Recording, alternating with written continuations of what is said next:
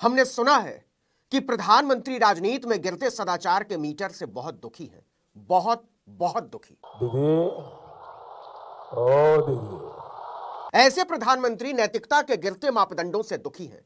राज्यसभा के सभापति जगदीप धनखड़ इस बात से बहुत आह्लादित हैं कि उनकी मिमिक्री से आहत प्रधानमंत्री नरेंद्र मोदी ने उन्हें फोन किया और मिमिक्री पर दुख जताया। लोकसभा स्पीकर ओम बिरला ने धनखड़ से मुलाकात की और उनके सामने इस घटना को लेकर खेद प्रकट किया, दुख जाहिर किया। ये ध्यान बता दीजिए, इस देश में कभी किसी ने 50 करोड़ की गर्लफ्रेंड देखी है? राष्ट्रपति द्रौपदी मुर्मू ने तो ट्वीट करके धनखड़ का मजाक उड़ाए जाने की घटना की निंदा की। उन्होंने संसद के सदन से बाहर घटी घटना पर ट्वीट किया कि जिस तरह से हमारे सम्मानित उपराष्ट्रपति को संसद परिसर में अपमानित किया गया, उसे देखकर मुझे निराशा हुई। चुने हुए प्रतिनिधियों को स्वतंत्रता से अपनी अभिव्यक्ति का अधिकार है, लेकिन उनकी अभिव्यक्ति गरिमा और शिष्टाचार के मानदंडों के भीतर होनी चाहिए। यह संसदीय परंपरा रही है जिस पर हमें गर्व है और भारत के लोग उनसे इसे कायम रखने की उम्मीद करते हैं। 54 सेकंड की एक वीडियो क्लिप ने हंगामा मचा दिया। भाजपा और संवैधानिक पदों पर बैठे वो लोग जो कभी भाजपा के कोटे से सांसद, विधायक और दूसरे पदाधिकारी रहे, उनकी अंतरात्माएं अत्यंत आलोकित होकर जाग उठी। कुल मिलाकर सब दुखी हैं, बहुत दुखी हैं। प्रधानमंत्री दुखी हैं, राष्ट्रपति दुखी हैं, लोकसभा के स्पीकर दुखी हैं, राज्यसभा के सभापति दुखी हैं। किस बात से दुखी हैं? क्या देश के दुख से दुखी हैं? नहीं। क्या जनता के अधिकारों को कुचले जाने से दुखी है? नहीं। क्या भारत की स्त्रियों, दलितों, पिछड़ों, आदिवासियों के लिए दुखी है? नहीं नहीं नहीं। फिर किस बात से दुखी हैं? क्योंकि संसद के अंदर उनकी संदिग्ध नैतिकताओं पर उन्हीं के संगी साथियों की ओर से सवाल उठाए गए हैं, जिन्हें उन्हीं की तरह भारत की जनता ने चुना है, आम नागरिकों ने चुना है, और जिन्हें जनता ने चुना है उन्हें सत्ता की ताकत से संसद से उठाकर सड़क पर फेंक दिया गया है। वो संसद की गैलरी में नहीं जा सकते। प्रधानमंत्री ने जगदीप धनखड़ को फोन किया कि आपके साथ बहुत बुरा हुआ, लेकिन क्या आपने कभी सुना कि प्रधानमंत्री ने मणिपुर की उन महिलाओं को फोन किया हो जिन्हें कपड़े उतारकर सड़कों पर घसीटा गया? क्या आपके साथ बहुत बुरा हुआ? क्या आपने सुना कि प्रधानमंत्री ने हजारों हजार लोगों के बेघर हो जाने, उनके घर जला दिए जाने, छोटे छोटे बच्चों को अनाथ कर दिए जाने, उनका दूध छीन लिए जाने, इस बात से कभी आहत महसूस किया हो? कभी कहा हो कि यह मेरे बर्दाश्त के बाहर है और इसके लिए डबल इंजन की सरकार जिम्मेदार है? नहीं कहा। महामहिम द्रौपदी मुर्मू जी ने तो ट्वीट कर दिया, धनखड़ जी को लेकर हमारे सम्मानित उपराष्ट्रपति को संसद परिसर में अपमानित किया गया, उसे देखकर मुझे निराशा हुई। उनका बहुत सम्मान है और उसी सम्मान के साथ इस देश को क्या पूछने का हक है कि मणिपुर की बेटियों को जब महीनों महीनों रौंदा गया, तब क्या आपको निराशा नहीं हुई थी? 90% से ज्यादा बेटियां आदिवासी और पिछड़ी जाति की थी, जिस तबके से आप खुद आती हैं महामहिम। लेकिन राष्ट्रपति होने की जिम्मेदारी को एक पल के लिए किनारे भी रख दें तो क्या एक मनुष्य और एक महिला के बतौर द्रौपदी मुर्मू जी से यह उम्मीद हम नहीं कर सकते थे कि वो देश को बताएं कि इन हिला देने वाली असंख्य घटनाओं से वो बेहद दुखी है, बहुत निराश है और इससे ज्यादा उनकी सुरक्षा को लेकर चिंतित है? लेकिन कभी आपने सुना? नहीं सुना होगा।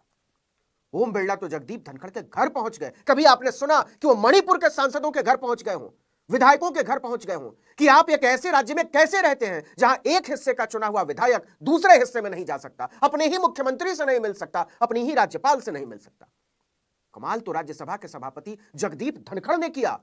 वो अपने दुख से इतने दुखी हैं कि उन्हें लगता है कि ये पूरे देश का दुख क्यों नहीं है। जगदीप धनखड़ की कितनी बेइज्जती करो, मुझे कोई चिंता नहीं है। भारत के उपराष्ट्रपति की, किसान समाज की, मेरे वर्ग की मैं पूरी आहुति दे दूंगा हवन में। मैं खुद की परवाह नहीं करता। मेरी बेइज्जती कोई करता है, मैं सहन करता हूं, खून की घूंट पीता हूं, पर मैं ये बर्दाश्त कभी नहीं करूंगा कि मेरे पद की गरिमा मैं सुरक्षित नहीं रख पाया। क्यों नहीं सुनना चाहते महोदय? बिल्कुल सुनना चाहते हैं, लेकिन सच यह है कि आपकी नीयत पर गंभीर सवाल हैं और उन सवालों को हवा में नहीं उड़ाया जा सकता, नहीं उड़ाया जा सकता।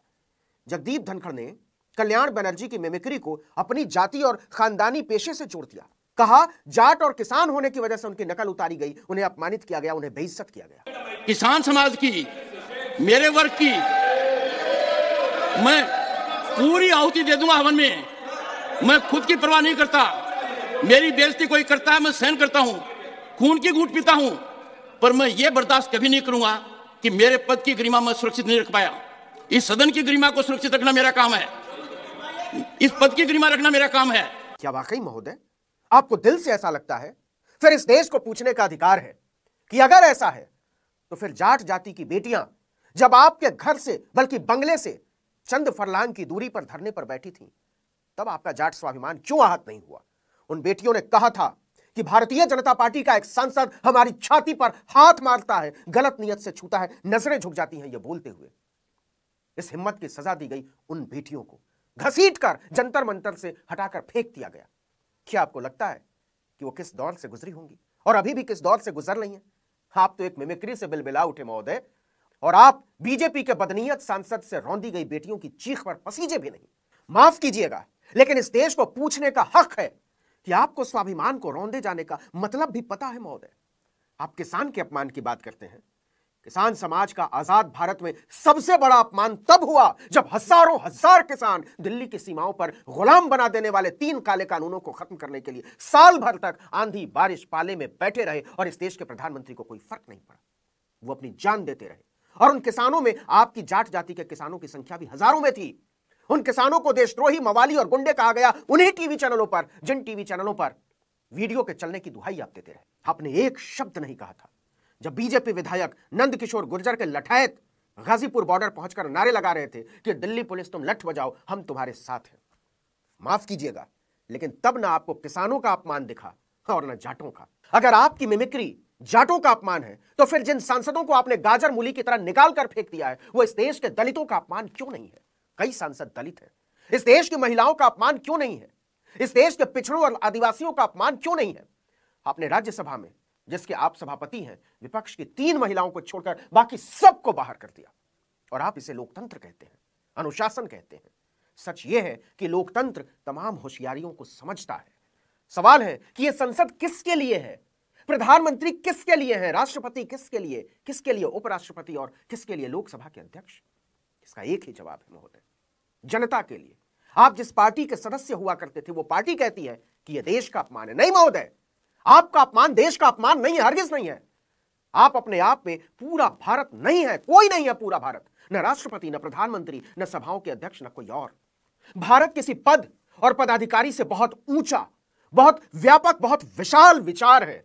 वो तब आहत और अपमानित नहीं होता जब किसी की मिमिक्री की जाती है। वो तब आहत होता है जब मणिपुर में आदिवासी महिलाओं को कपड़े फाड़कर दौड़ाया जाता है और प्रधानमंत्री को फर्क नहीं पड़ता।